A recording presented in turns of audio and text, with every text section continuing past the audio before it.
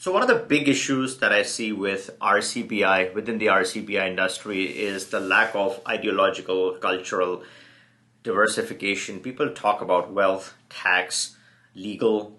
What is really missing is that empathy and sympathy towards the other side, right? If you look at the whole Israel Palestine situation, we're not picking sides here. We don't want to, get down the rabbit hole of who is right and who is wrong. We are smart people, we are sensible people. But what I particularly have noticed is I get clients from everywhere. And this thought came to my mind when I first started doing Turkey. I'm like, wait a minute, the language is different, the people are different. I have no connections. So what am I doing? Why am I dealing with Turkey? How do I ideologically fit this in my mind? I see a lot of Western clients in similar situation where like, hey, I am a Westerner, I have an Australian passport, Canadian, British, US, whatever it is. And Turkey is drastically different. It's a nice country and whatnot. They will say good things about it. They don't want to criticize it. Obviously, going to be polished. But deep down inside, like, no, I can't fit that in my mindset. That is where I think there's a big disconnect. And I think expats are the brand ambassadors, right, of diversification. And I think what's really missing is that ideological diversification. If you look at some of the sorrows and some of the pains on the other side, and if you understand what's going on and what has been going on, why this has started, why you're seeing what you're seeing, these are the symptoms, but what is the cause? What is the disease over here, right? Are you affected by some of the same stuff? So that is something you got to take into account. You can't embrace multiple religions. That's fine, understandable. Some people don't have the time for the whole religion thing, right? You're happy with one, some people like none, whatever that is. But when you have access to a market like, let's say, and what are the options? The only couple of options here we're talking about from a Middle Eastern standpoint is Egypt and Turkey.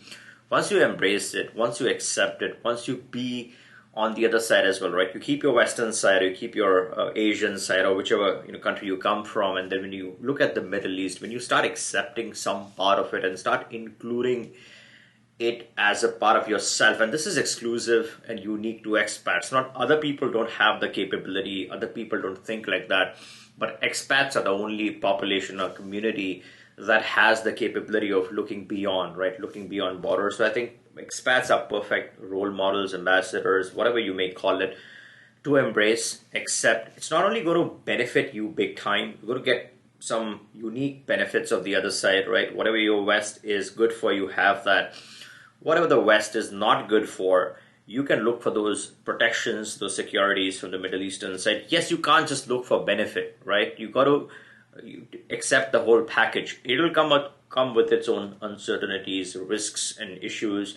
And you don't have to quit your home and start living there. Accepting the Middle East, or let's say an Arabic part of the world, in a different way, some connection, right? Some connection. When you're a citizen, you have access. You don't have to physically, you can if you want to, but at least you have protections, you have access, you think differently. Now you're a part of the country, now you're part of the constitution. Now somewhat you get connected to the religious sentiments. So now you have your Western on one side, you have your Middle Eastern on the other side. Now, when you look at news, when you look at perspectives, now you connect more also with the other side. You empathize, you sympathize. And once you are a collective combination, you stop fighting, you stop arguing, you stop taking sides.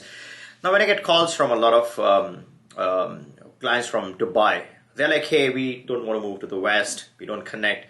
Our children can go there. They like more of the Western schooling system and stuff. So temporarily we want to send them. We are happy where we are. We don't want to do anything with that side. You're making your decisions.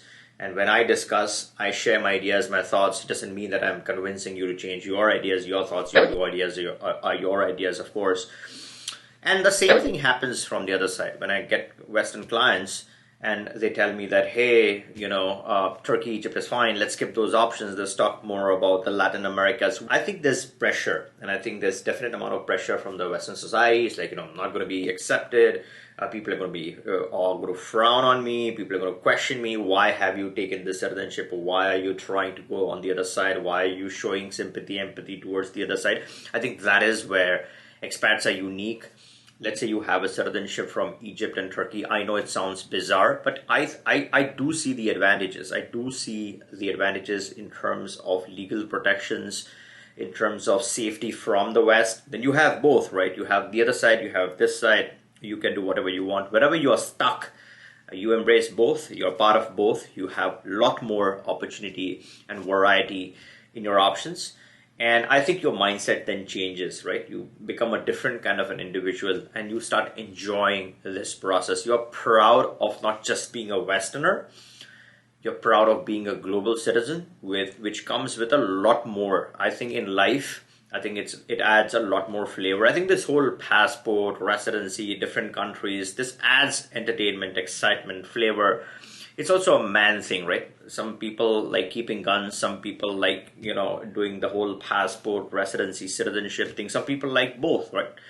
So that is a man thing to do. It's a man thing to embrace diversity, cultures, empathy, sympathy. It's all part of being a real man. And I feel one should be open to the opportunities. If you ask me what is the better option, Egypt versus Turkey, I think I think they stand equal. The pros and cons, if you compare, both have some great pros, both have some cons, and it's really neck and neck, I would say. When you ask me which is the cheaper one, Egypt is definitely cheaper, 300K. Airports are fairly similarly connected. We're not talking about passport strength here. If you go by that, then obviously Turkey is a better passport. In terms of the impressions, the passport impression, Turkey is overused, right? It has the CBI program. It's known for its CBI. So there's that reputation. CBI, somewhat of CBI reputation. Obviously not like the Caribbeans. They're different. Here we're talking about a larger nation in a different geographical location. So, that's an advantage. That's an advantage. When you talk about Egypt, I think it's interesting. It's exciting. It's a new opportunity. Not everyone has the capability or the capacity of, let's say, accepting in Egypt. A lot more people are open to Turkey just because so many people actually did the Turkish program. The market has had more opportunities. It's more beautiful, I think, when you look at the two countries. It's more beautiful. Turkey looks more beautiful. But I think the biggest advantage with Egypt is the English-speaking ability of the local population. Let's say you want a society that talks in English, then I think Egypt is much more easier to survive. I feel overall, if you ask my opinion, I feel Egypt has the edge because it's slightly cheaper, because it has that English advantage, because it is not on the FATF grey list. But again, there's neck and neck, and both are great options. If you haven't subscribed to the channel, make sure to turn on the bell notification and subscribe. Let me know your thoughts in the comments. How much do you feel that whole ideological diversification is important? Does it matter? Is it important? Is it not important? And your views, your thoughts on it. All right, I hope you like this one. Catch you in the next one.